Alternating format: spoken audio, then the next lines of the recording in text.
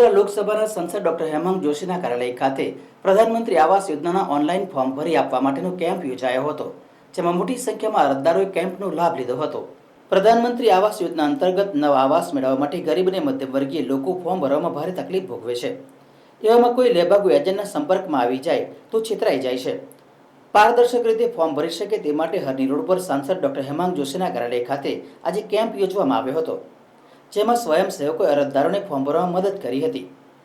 સવારે 10 કલાકથી શરૂ થયેલા કેમ્પમાં અસંખ્ય લોકો કેમ્પનો લાભ લેવા માટે આવી પહોંચતા લાંબી કતાર લાગી હતી। મિત્રો, આપણા યુવા સાંસદ ડૉક્ટર હેમાંગભાઈ જોશી દ્વારા દર વખતે કોઈકના કોઈક કેમ્પ શહેરના નગરજનોને સરકારી યોજનાઓના લાભ માટે યોજવામાં આવે છે।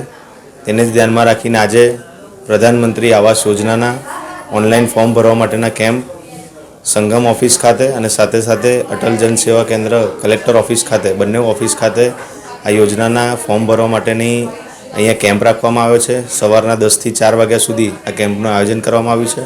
ખૂબ મોટી સંખ્યામાં નગરજનો આ કેમ્પનો લાભ લઈ રહ્યા છે। આ કેમ્પ રાખવા પાછળનો ઉદ્દેશ્ય એક જ છે કે સરકારી ઘણી બધી યોજના હોય છે, પરંતુ નગરજનોને ખ્યાલ નથી હોતો અને તેના માટે એ યોજનાનો લાભ નથી લઈ શકતા।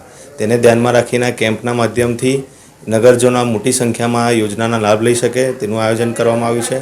પાછલા આના પહેલાં પણ આવકના દાખલાનો કેમ્પ હોય કે આરટીઈનો કેમ્પ હોય, આવા અલગ અલગ કેમ્પ સાંસદશ્રી દ્વારા કરવામાં આવે છે અને આજરોજ આ કેમ્પ થકી ખૂબ મોટી સંખ્યામાં નગરજનો આનો લાભ લઈ રહ્યા છે। ખૂબ મોટી સંખ્યામાં સવારથી જ આપણે જોઈ શકો છો કે 10 વાગ્યાથી શરૂ કર્યું એના પહેલાંથી જ નગરજનો આવીને મોટી કતારમાં લાઈન લાગી ગઈ છે અને હજી પતશે ત્યાં સુધી ખૂબ મોટી સંખ્યામાં નગરજનો આ ફોર્મ ભરી અને લાભ લઈ શકવાના છે।